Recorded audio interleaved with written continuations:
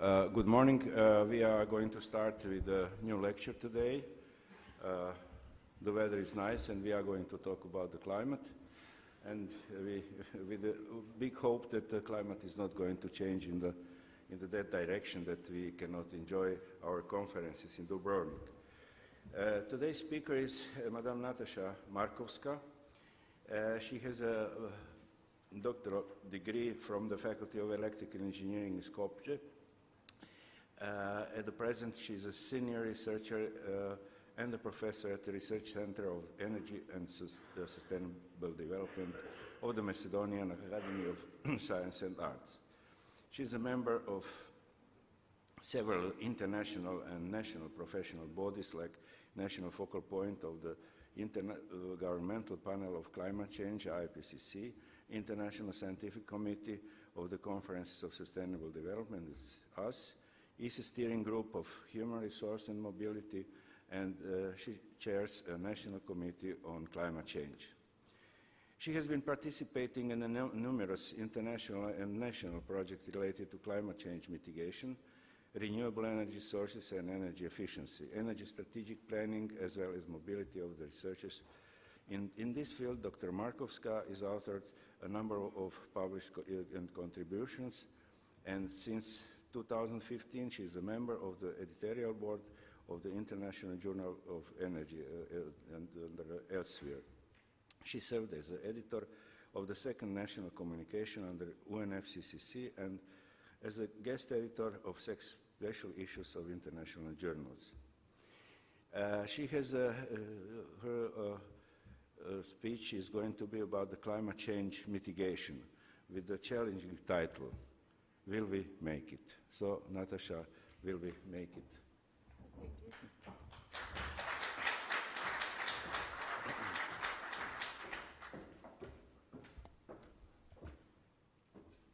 Thank you. So, thank you, Professor Ruzinski, for the excellent introduction and posing this very challenging question. Happening in the run-up of the Paris 2015 Conference of Parties, this lecture, in fact, is going to highlight the requirements from technological, economic, and institutional point of view regarding the mitigation scenarios which are behind the global goal of limiting the global warming below 2 degrees compared to pre-industrial levels.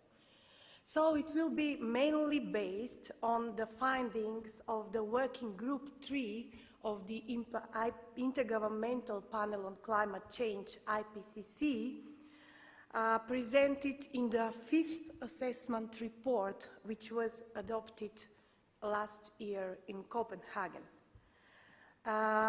So the lecture will address the past trends and the factors that drive emissions over various sectors, including primarily technology, GDP, or population growth.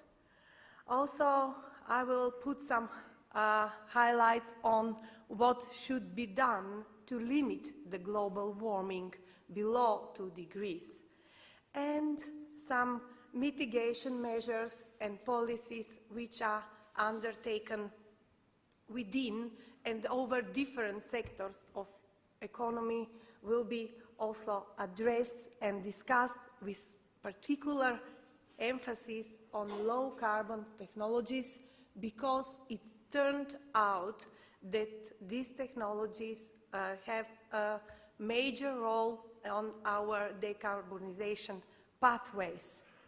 Also, some prerequisites for effective mitigation will be presented with an emphasis of the role of science, what the science should be done in this endeavor. And finally, this will bring us to present to some recent developments regarding Paris 2015, which somehow will provide hints to this will we make it questions. So the past trends and driving factors of the emissions.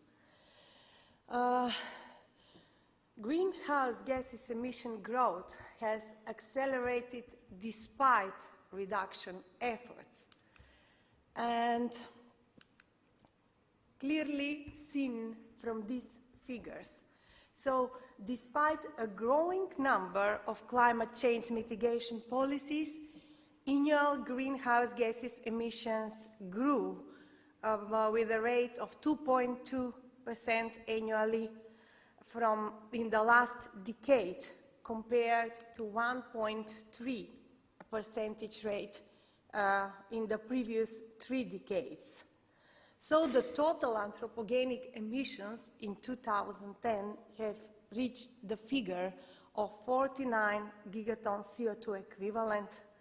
And although we have this global crisis 2007 and 2008, it has just temporarily reduced the emissions.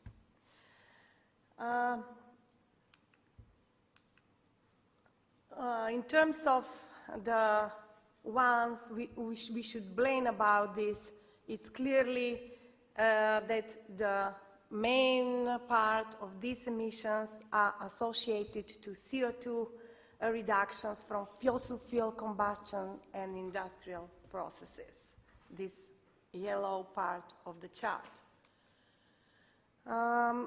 So over the last 4 decades, total cumulative CO2 emissions have increased by a factor 2.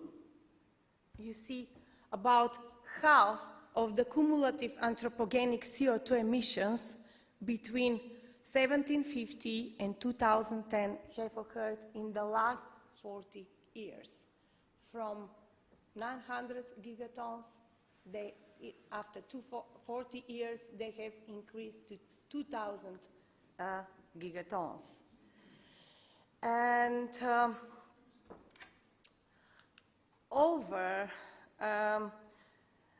greenhouse gases, over the regional patterns of greenhouse gases emissions are shifting along with changes in the world economy.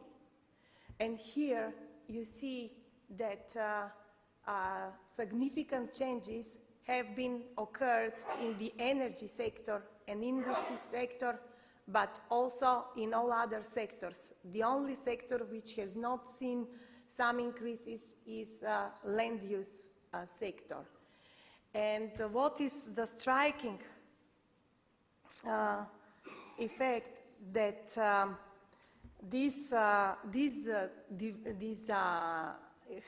considerable increase have occurred in upper mid-income countries, which is the growing Asia, and where a lot of developments and infrastructure and expansion has taken place.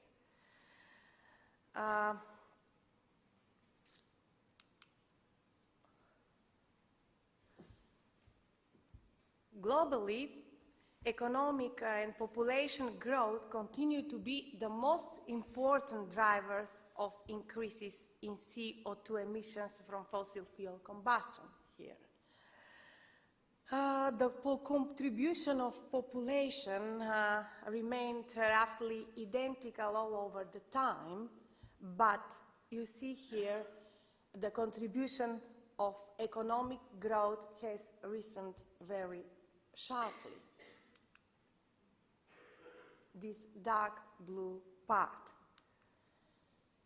And between 2000 and 2010, increased use of coal relative to other energy sources has reversed a long-standing pattern of gradual decarbonization of the world's economy supply. Increased use of coal, especially in developing Asia, is exacerbating the burden of energy-related greenhouse gases emission reduction. And here you see, we have in all previous decades this negative introduction of negative changes of this factor, carbon intensity of energy, in difference to the last decade when this factor introduces positive change in annual emissions.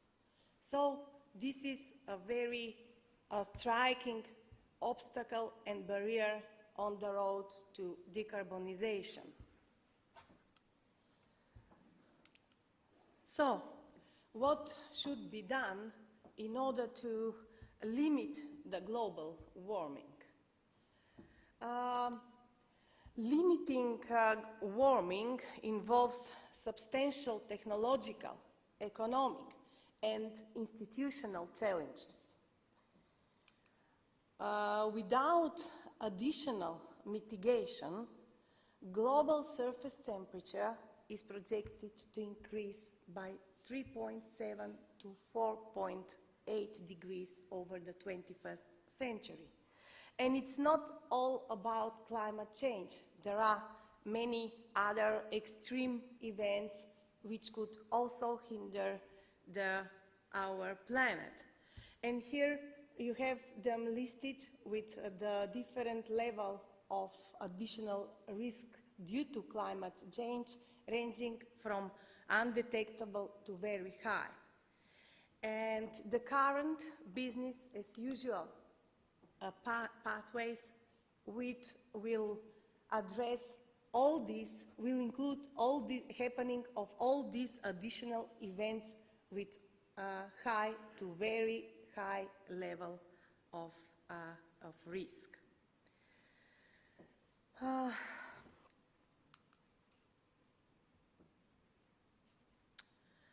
Stabilization of atmospheric greenhouse gases concentrations requires moving away from business as usual, which corresponds to higher concentrations than 1,000 ppm CO2 equivalent.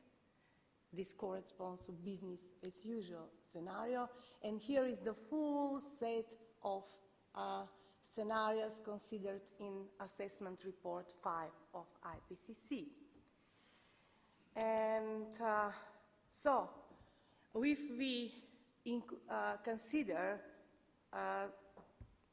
mitigation scenarios corresponding to limit of 2 or 2 degrees, 3 or 2 degrees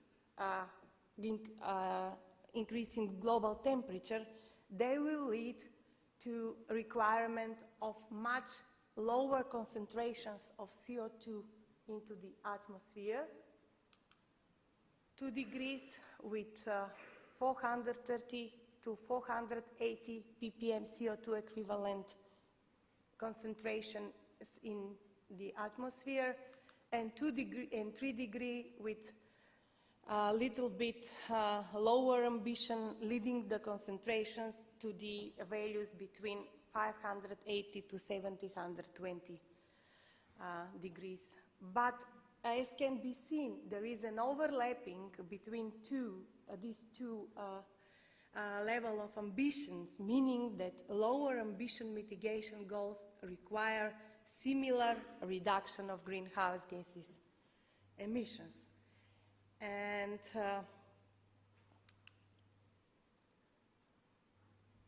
as I mentioned at the very beginning, the mitigation involves substantial upscaling of low carbon energy.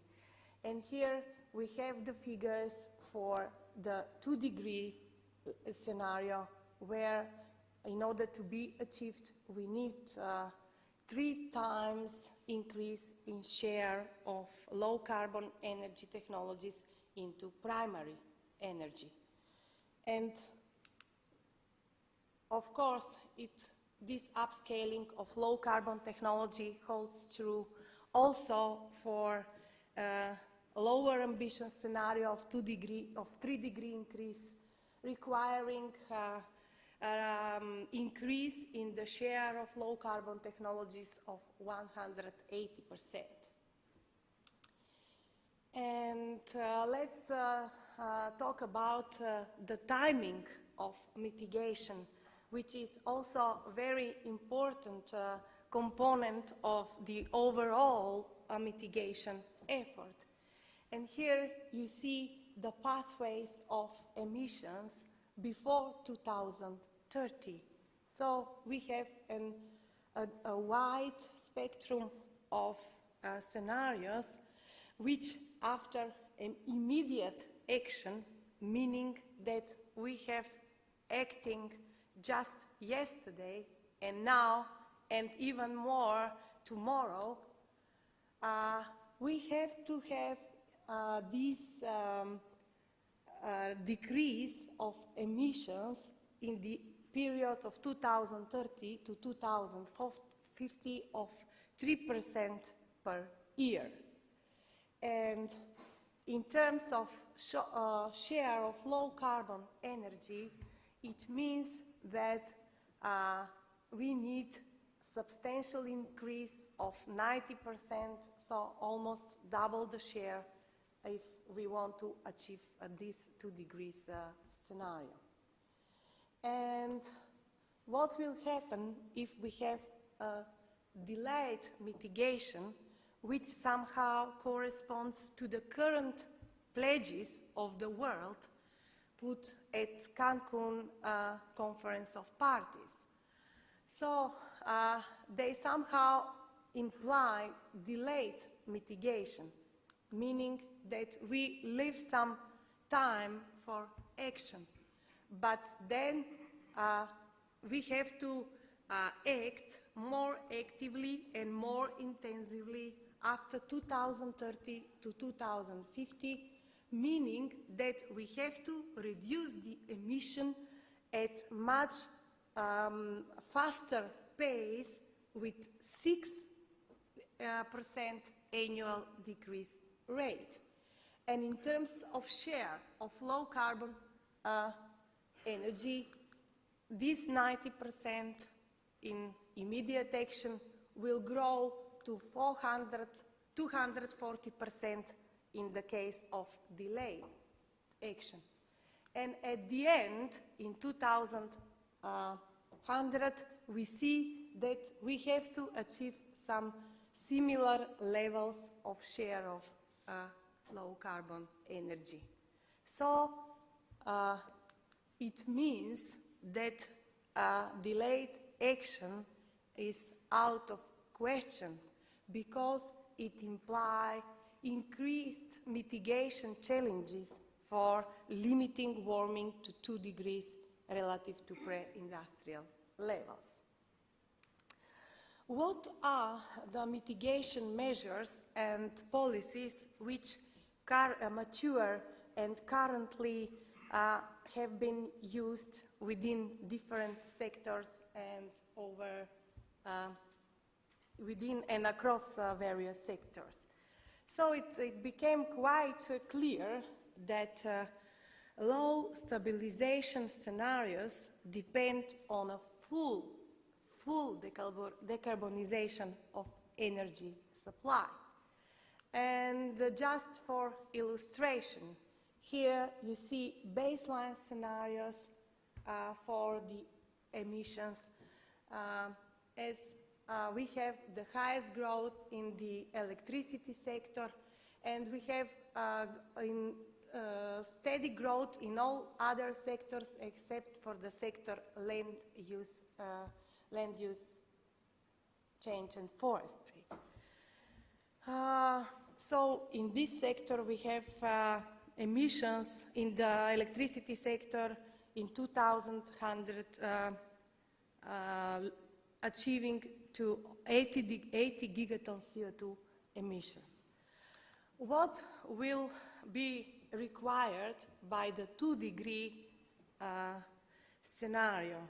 So this is at this slide the case is presented where we have a mature carbon dioxide capture and storage technology, and we see that 2 degree scenario leads to total decarbonization of electricity sector, carbon-free power generation, even with negative emissions in 2050, and a very highly negative emissions in electricity in 2100 in order to achieve these 450 concentrations of 450 ppms in the atmosphere. But of course, this is one of the scenarios considered where the case of maturity of carbon capture and storage technology is assumed. But also, there are other scenarios which can somehow fulfill this requirement for 450 ppm CO2 equivalent in the atmosphere. And then the major role will go, in this case, with the land use sector, when it will take the role of withdrawing the overshooting of CO2 equivalent in the atmosphere. So you see all the negative emissions are occurring in the sector land use. And of course, this scenario also involves significant endeavors in all other sectors, including electricity sectors. And here, again, we have carbon-free, almost carbon-free power generation in 2050 and totally carbon-free power generation in 100.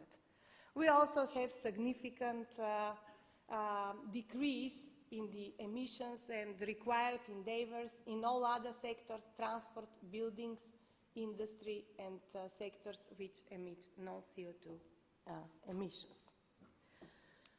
So,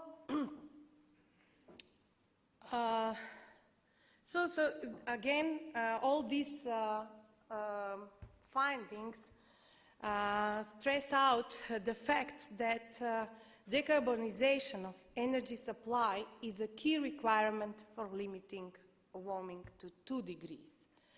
But, and here on this slide, we have technologies which can be applied in order to achieve this goal. And here, a share of all these technologies into the energy supply in 2050 is presented, and we see that all of them have a role to play.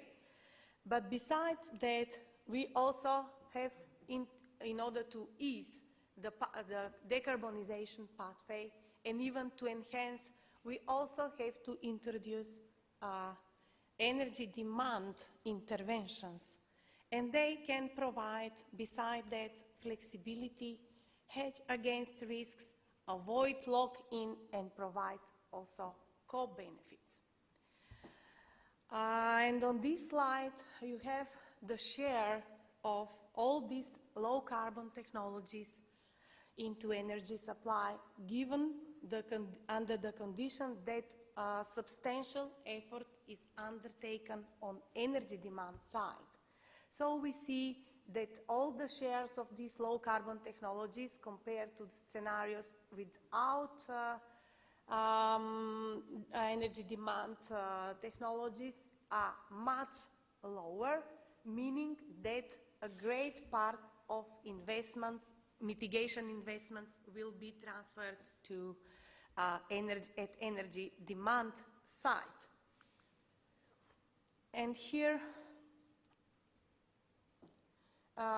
is the share, the difference in the final energy demand reduction relative to baseline in both cases when we have 2 degree and 3 degree yellow bars, and in under 2 degree scenarios blue bars, and we see different final energy demand reductions relative to baseline scenarios. These are a number of studies which indicates all this potential related to energy demand factors and behavioral changes. So the wide-scale application of best practice low greenhouse gases technologies could lead to a substantial emission reduction. And on this slide, we have put some example from electricity generation. There are a number of low emission technologies, but as you can see here, we have a different level of emission intensity of each of these technologies, with a leading role of wind, solar,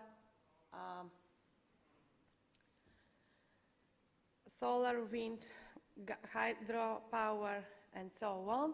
And on this slide, we have the cost of electricity based on high full load hours. And of course, besides that, we have also introduction of electricity market into place, which will certainly change the picture in favor of the technologies which have zero or minimal marginal costs in favor of solar and wind. And technologies are here. Just for example, we have recently faced the PV revolution with dramatic drop of the price of this technology. Also, the growth of installations, wind and photovoltaics is depicted on this, and we have a very steep increase of the installed capacities of these technologies. And finally, a grid parity, after all, has been achieved in 102 countries all over the world. So in 102 countries in the world, we have the situation when installing PV on your house and producing your own electricity is cheaper than to buy electricity from the network. So it's happening. In terms of costs, yes, mitigation costs estimates vary, but what has been shown that this is not a very big burden to the overall world economy, because the global GDP growth may not be strongly affected. And this slide shows global costs rise with the ambition of mitigation goal. So we see a rise in the cost of mitigation in various ambition goals, but we see that the difference between among different ambition level is not so visible. Also, some technological limitations can increase the mitigation costs. And here on this slide, we have a calculation of increase in mitigation costs relative to default technology assumptions. For example, in the case when we have no mature carbon dioxide capture and storage technologies. So it means that in a lower ambition scenario, the mitigation scenarios will cost almost 50% more than the case when we have mature of this technology. And even in more ambition scenario of 2 degrees, this dependence is very visible, and the cost will rise almost 150%.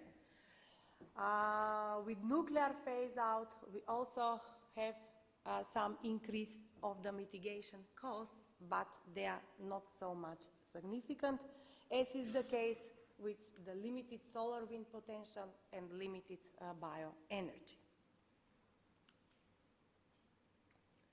Yes, mitigation by itself, maybe it cannot be so attractive, But if we consider the co-benefits, it can also make a case of mitigation and provide motivation to politicians and to general public to undertake the mitigation actions. So on this slide we have the impact of stringent climate policy on air pollution emissions in various scenarios. So we see even 50% reduction of air pollution in the case of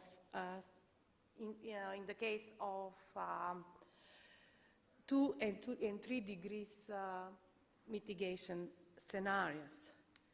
And also, it is not only related to air pollutant emissions, but also to ppm pollution. And here you see the impact of mitigation of ranging medium high to very high all over the world to the PM10 pollution. So it can be seen that this mitigation and air pollution reduction goes together hand in hand. And it's not only the air pollution co-benefit. We also have a good, excellent potential in generating jobs related to low carbon technologies. And just on this slide, see the comparison between solar PV and coal-fired and natural gas-fired technologies in terms of their potential of generating employment over a lifetime of facility. In the case of solar PV, it's about 7 to 11 jobs per megawatt of installed capacities, while in the fossil fuel-based technologies, this figure is about 1.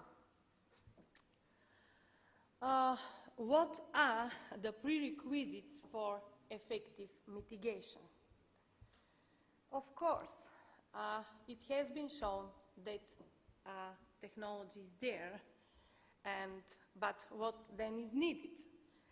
Changes in investment patterns and appropriate policy.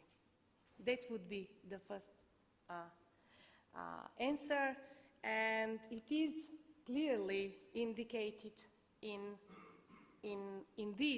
on this slide, where we have negative investments, considerable negative investments in extraction of fossil fuel and fossil fuel power plants without carbon capture and storage. Negative investments meaning displacement of investments in this field over the time. On the other side, we see considerable scaling up of investments into energy efficiency across various sectors. Investments in total electricity generations and divided by renewables, nuclear power plants with carbon capture and storage. So mitigation efforts considerably changes the investment patterns over the energy technologies. And what else has been seen, that there has been a considerable increase in national and sub-national mitigation policies since the 4th assessment report. And here you see a comparison between 2007 and 2012, where we have and here is a global distribution of various climate policy across the world, and we see a number of climate change policies implemented in various countries. And compared to 2007, in 2012, we have almost 70% of total greenhouse gases emissions covered with climate change policies. in difference to 40 and something in 2007. This is a very, very striking and fact which somehow puts some hopes that with policies, with adequate policies, the world will turn on his development on carbon-free pathways. So there are a number of sector-specific policies, and they have been more widely used than economy-wide policies. I will not here we will have presentation of all these different types of policies divided by type, be they governmental provision or public goods or services, regulatory approaches, economic instruments. I would just want to mention here subsidies of fossil fuels. They need displacement, and a number of information programs. And as you see, a majority of these policies are sector-specific in difference to a lower number of possible policies applied over the whole economy. And the third component of the question for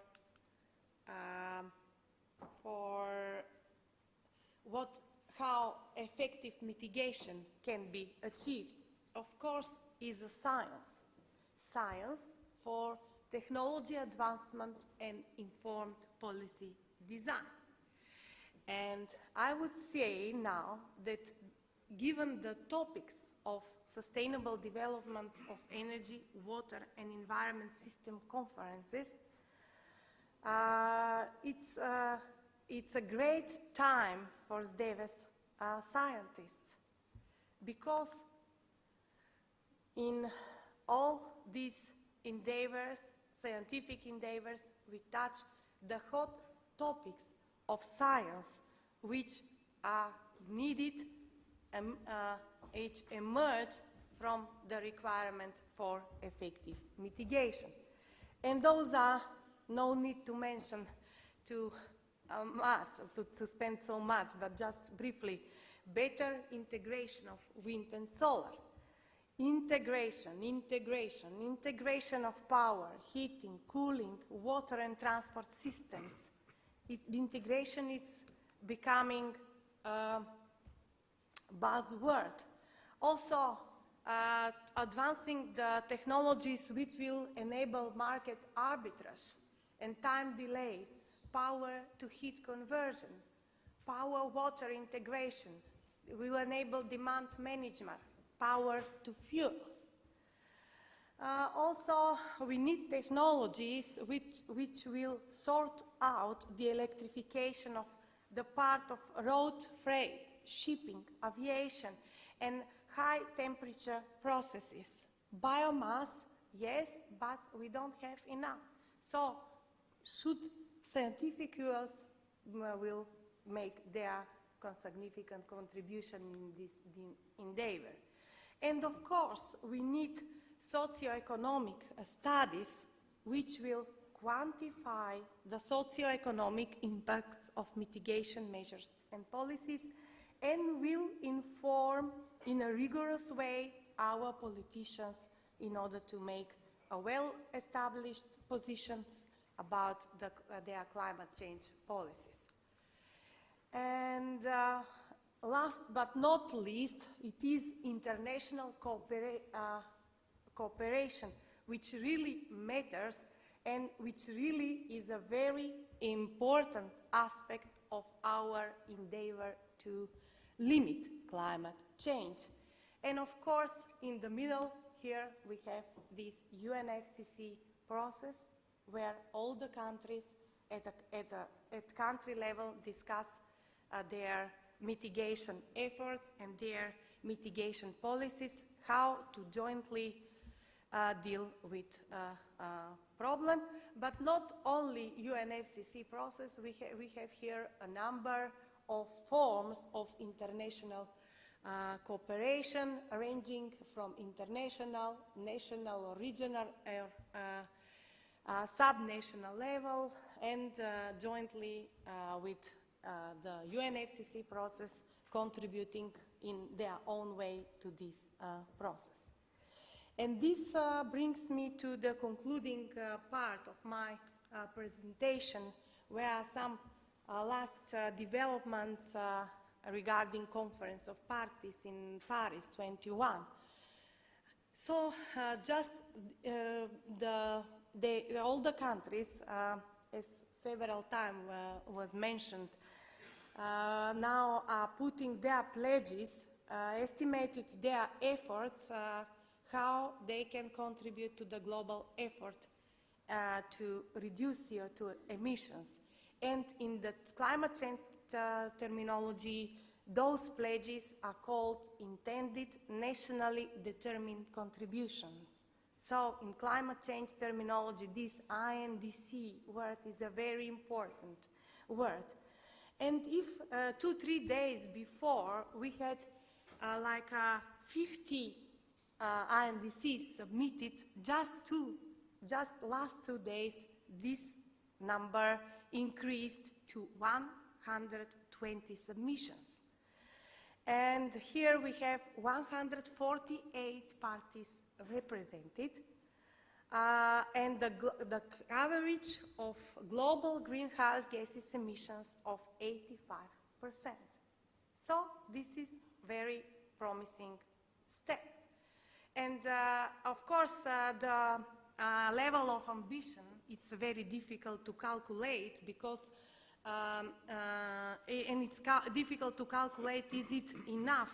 Because all these INDCs have very different forms, targets very different gases, and so on. And it's not easy to have a uniform approach in calculation of their achievement, but still, the earlier calculations of beginning of September have shown that the expected greenhouse gases variation compared to 1990 levels within, at that time, submitted INDCs is 90%, plus 90%. So increase compared to 1990 emission in 2030 for 19%.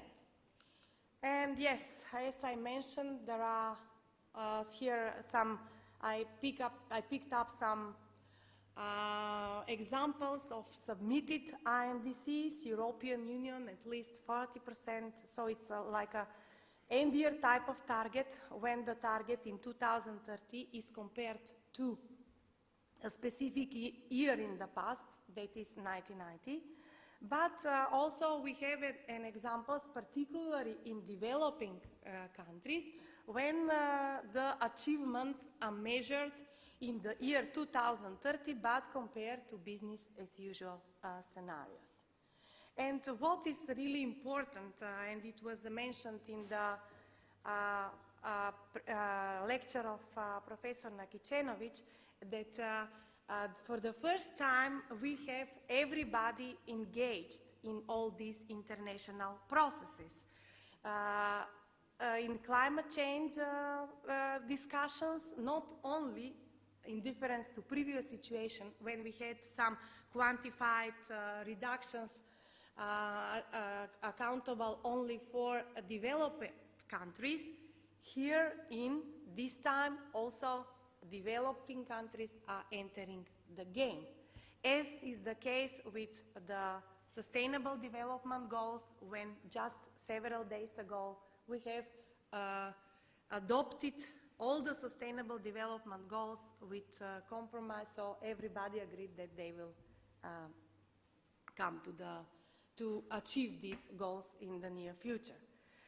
And the situation can be summarized that, yes, the commitment made and likely to be made by December will not by themselves be enough to achieve the 2 degrees goal. What can be done to improve the situation? Yes, to engage not only the government, but non-state actors, cities, local governments, and businesses. Yes, it's not easy, but there is no other option, because it might be turned out, it might turn out that it is difficult the government to make an agreement. And also, INDCs should be subject to regular review and reaching it up in the years after the Paris meeting. So to see, yes, it is not enough, and to push the governments to make much higher ambition, to put some higher ambition level into their pledges. Yes, the other important issue is the financial part of the deal. Who will going to pay? Of course, the developing countries require developed countries to pay. But it is not, yes, they don't say no, but they want to have a very strong control over how the money assigned for mitigation will be spent in the developing countries. Also, a lot of disputes over a number of issues. I will just mention loss and damage, where developing countries requires also payment for the other events which are somehow associated to climate change and make big burdens to their society. And yes, there are a number of questions still hovered over what would appear in the core agreement. So, will we make it? After all this, I could say that the idea of success might seem as a long shot, but the present action, the accelerated actions, bring hope that all the individual agents will advance their interests coherently towards the common goal of saving the planet. And yes, the science has a significant role to play by assessing the risks and options, by innovating technologies and devising new solutions, and finally, in a rigorous and policy-neutral way, informing the processes for reaching decisions. Thank you for your attention.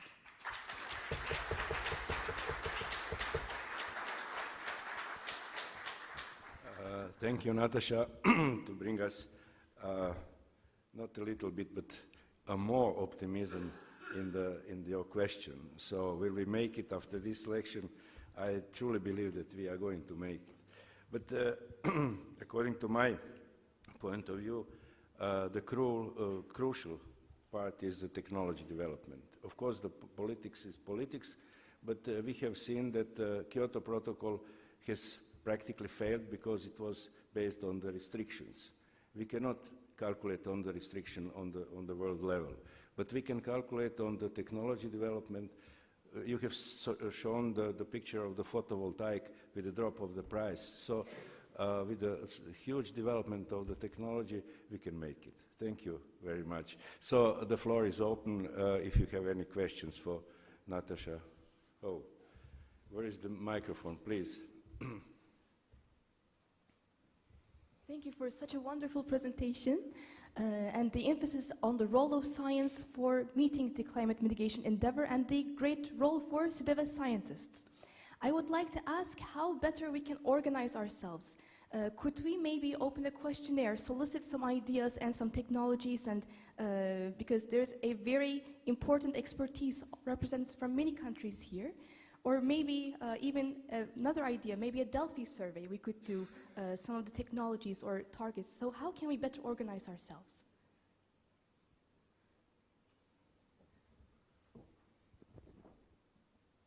Yes, it's a very viable question, but I think that you have shown us an excellent example of producing this SDEWES index.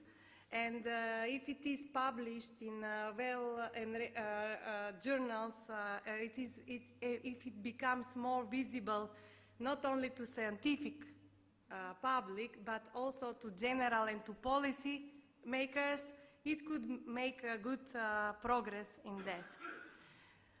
Yes, maybe some, I don't know, maybe some declaration should stem out from this conference to be delivered at conference of parties. Like a position paper, maybe? Like a position paper, yes, it's going to be, I don't know what the organizer can say on this, but yes, it is possible.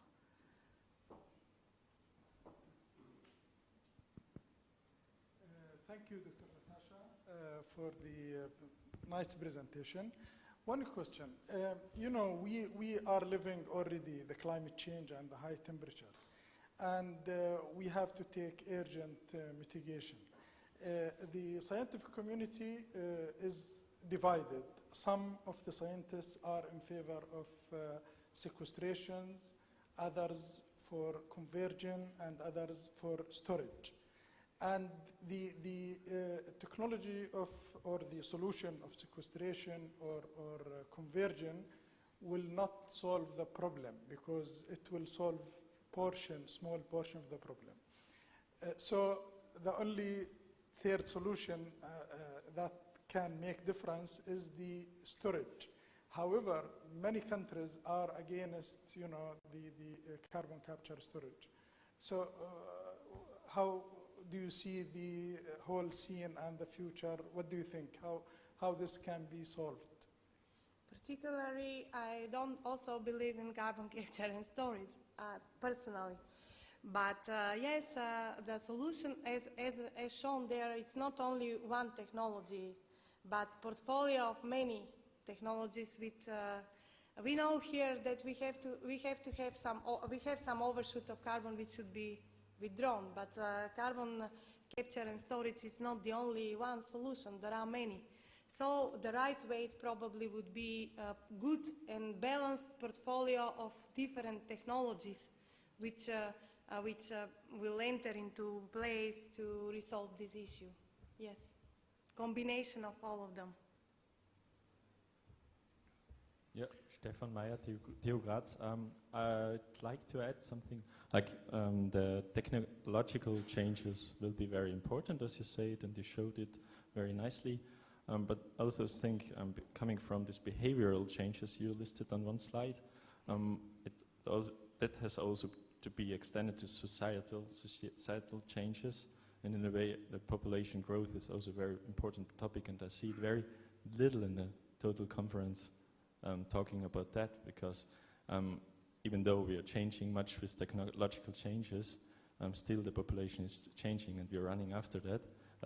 So population growth and also growth in an economic way is an important thing. If you think about also pension systems, still also relying on Europe, which is not growing that, but it's still also growing. And so this has also be important facts added to this, what you said there, I think. Yes, I fully agree that synergies above scientific disciplines, including also sociology, psychology, and many other social disciplines, is very important and has significant role to play. How to enforce the populations to make the changes in behavior. And it has been shown that substantial reduction can be achieved with these behavioral changes, and I fully agree that also we have to extend maybe the topics of SDEWES conference to include more inputs from these social sciences. Yes, I agree with you. Thank you for the comment, very valid. Good morning, Prof. My name is Blessing Mavmishabi from Anglia Ruski. Thank you very much for the excellent presentation, and it's very insightful. Here, I want to make a case for developing countries, especially Africa. And from your slide shows that most of the African countries, they have no significant interest in the climate change mitigation measure, or because the researches on issue of pollution arise from majorly energy issue in that region is very, very gray. It's not well researched. And I believe from current research that have started recently that African buildings and industry, they might be, in quote, producing more emission than the world thought of. Because one, the issue of technology deployed in generating those energy. For example, generator use is increasing. And in my own current research, which is still ongoing, I find out that when I converted the diesel input and the PMS input using caloric value of these two types of energy source into the electricity conversion, I find that it was very high. And using the carbon factor too for respective country, normalizing them, I found that the emissions were really, really high. And I believe that if the world, in quote, want to solve, they want to be a general solution or mitigation measure, that more focus should be on developing countries who still use crude technology in harnessing energy and other form of production. Because the mitigation measures they are not challenged towards African country or other developing countries in part of Asia and other part of the world. So what is your take on this, please? Yeah, for the developing countries, the main component could be not mitigation efforts of reduction, but maybe technology transfer. This component should be somehow stressed out. And developed world should support this technology and know-how transfer to developing countries. And also this technology transfer and diffusion of technologies is a very important component of the global deal. This is also what the countries are negotiating for. And I do hope that they will find a very robust and very significant and adequate mechanism how to enable passing a good and because it's let's turn it into advantage. Starting from beginning, it's maybe easier than to have technologies and to change and to go. So African countries and other developing countries have a better chance to go to develop and climate-friendly technologies from the very beginning. And of course, this transition should be regulated in a very adequate way with these international agreements. Thank you very much.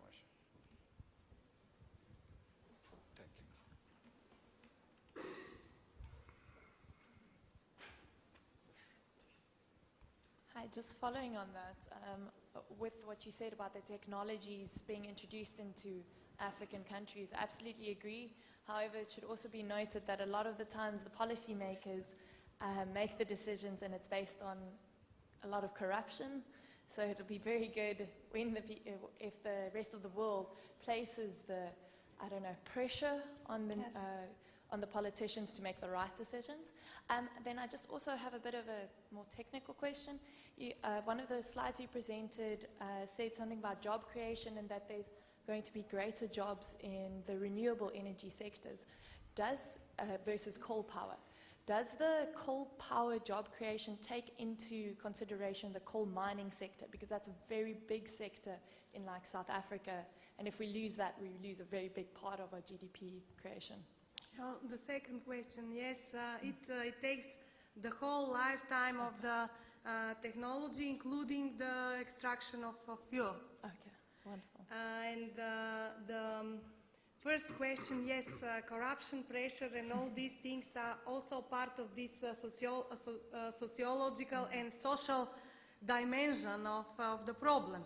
So indeed, it's not only, yes, the technology and technical things and technical science are needed, but they must go hand in hand with also social sciences in order to have very valid solutions. Great, thanks so much.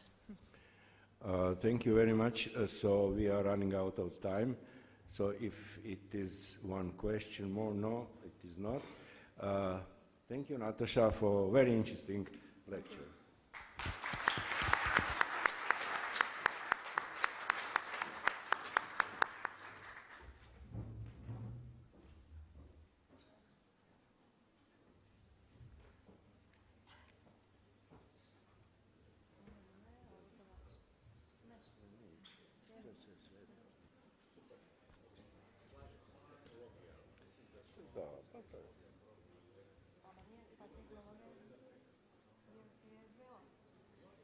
Ja sam bio na 7 UNFCC konferencija vodio našu.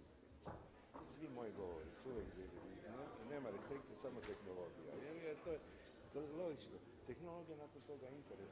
Čim otišao fotovoltaik,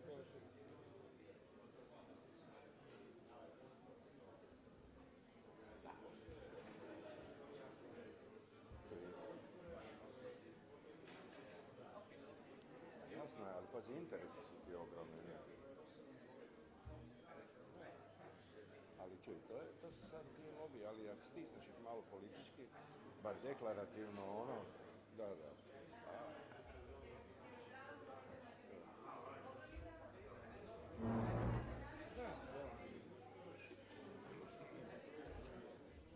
Čuj, ti se vjerojatno sjećaš, ne znam koliko si bio, ali ja sam bio skroz uključen u taj